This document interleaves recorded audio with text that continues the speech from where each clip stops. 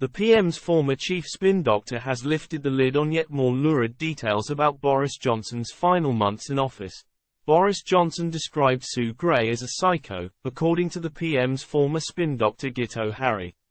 Speaking on LBC this morning ahead of a new podcast series, Mr. Harry also revealed Mr. Johnson's attitude to the chief Partygate inquisitor, and also says he planned on sacking Rishi Sunak as Chancellor if he'd managed to stay on as Prime Minister. Speaking ahead of Thursday's podcast release, Mr. Harry was asked about Mr. Johnson's view of Sue Gray amid her controversial move to become Sir Keir Starmer's Chief of Staff. Mr. Harry said Mr. Johnson had respected her a lot, but by the time I got there he was, understandably, getting suspicious, and by the end, we were all extremely suspicious of this woman.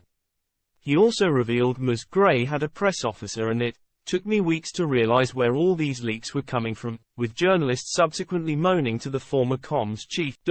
Asked how Boris described Ms. Gray, Mr. Harry said he didn't want to give everything away ahead of the podcasts, but Psycho Sue Gray will be recurring in his story.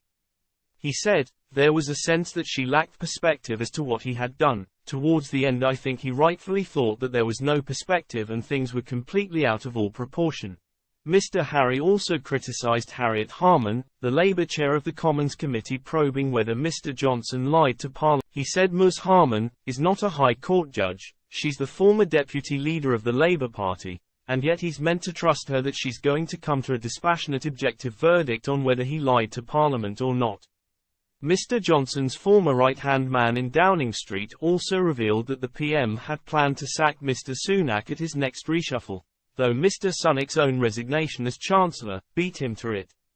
Mr. Harry says there was a fundamental disagreement